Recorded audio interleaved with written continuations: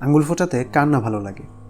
কাজ নেই তো আঙ্গুল ফোটাও, ঘুম থেকে উঠলাম তো আঙ্গুল ফোটাও, শরীর চাঙ্গা করতে হবে তো আঙ্গুল ফোটাও। অভ্যাসের বশেই হোক অথবা মজা করেই হোক, অনেক সময়ই আমরা আঙ্গুল ফোটানোর কাজটা করে থাকি। কখনো কখনো এই ব্যাপারটি নিয়ে বন্ধুদের মাঝে প্রতিযোগিতাও দেখা দেয়। তবে শুধু আঙ্গুল ফোটালেই যে শব্দ হয় ব্যাপারটি এমন নয়। হাঁটাচলা, ব্যায়াম, এমনকি নামাজের সময়ও অনিচ্ছাকৃতভাবে কনুই, হাঁটু, গোড়ালি সহ শরীরের বিভিন্ন অঙ্গের সংযোগে শব্দ হতে পারে। কখন কি ভেবে দেখেছেন আঙ্গুল ফোটালে শব্দ কেন হয়?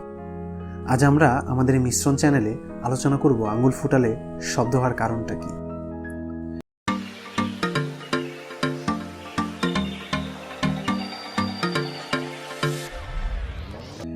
যারা এখনও আমাদের চ্যানেলটি সাবস্ক্রাইব করেননি, এমন নতুন নতুন মজাদার তথ্যবহুল ভিডিও পেতে এখনই সাবস্ক্রাইব করে আমাদের চ্যানেলের সদস্য হয়ে যান।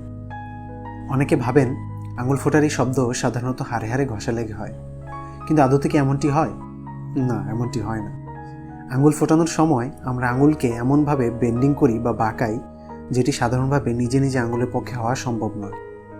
আঙ্গুলের জয়েন্টগুলোর চারপাশে সাইনোভিয়াল ফ্লুইড নামে এক ধরনের ফ্লুইড থাকে। আঙ্গুলগুলোকে যখন আমরা স্বাভাবিক অবস্থা থেকে ফিরিয়ে আনি, তখন এই ফ্লুইডে এক ধরনের ভ্যাকুয়াম আর বাবল সৃষ্টি হয়, যেটা একদম সাথে সাথেই ভেঙে যায়। এই বাবল ভেঙে যাওয়ার শব্দই মূলত আঙ্গুল ফোটানোর শব্দের উৎস।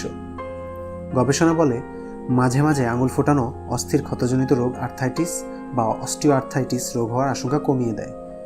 তবে আঙ্গুল ফোটানো যতই মজাদার ব্যাপার হোক না কেন, অভ্যাসটি খুব একটি ভালো কিছু নয়। আঙ্গুল বা পিঠের হাড় ফাটালে আমরা সাময়িকভাবে খানিকটা আরাম পাই, কারণ ওই বিশেষ ভঙ্গি বা কসরতের ফলে শরীরের ওই অঞ্চলের জড়তা কাটিয়ে ওঠা যায়। সেদিক থেকে আঙ্গুল ফাটানো খারাপ নয়। তাছাড়া এই আঙ্গুল ফাটানোর সঙ্গে বয়সকালে বাতের ব্যথার কোনো সম্পর্কও নেই। তবে যারা খুব বেশি আঙ্গুল ফোটান তাদের একটু সতর্ক হওয়া প্রয়োজন, কারণ এই অভ্যাসে নিয়ন্ত্রণ না থাকলে ক্রমশ তাদের আঙ্গুলের অস্থিসন্ধি দুর্বল হয়ে পড়ে। সেজন্য কাজের ফাঁকে হাত বা পিঠকে আরাম দেওয়ার জন্য মাঝে মধ্যে আঙ্গুল ফোটানো যেতেই পারে। তবে খেয়াল রাখতে হবে তা যেন বদভ্যাসে পরিণত না হয়। স্বাভাবিকভাবে যতটুকু আঙ্গুল ফোটানো হয় ততটুকুই ভালো। এটির পরিমাণ যদি বেশি হয়ে যায় তবে দেখা দিতে পারে হাড়ের সমস্যা। আর যদি ঘাড় ফোটানোর অভ্যাস থাকে তাহলে সেটি যত দ্রুত সম্ভব পরিহার করা উচিত, কারণ এ থেকে ঘাড়ে স্থায়ী ব্যথা দেখা দিতে পারে।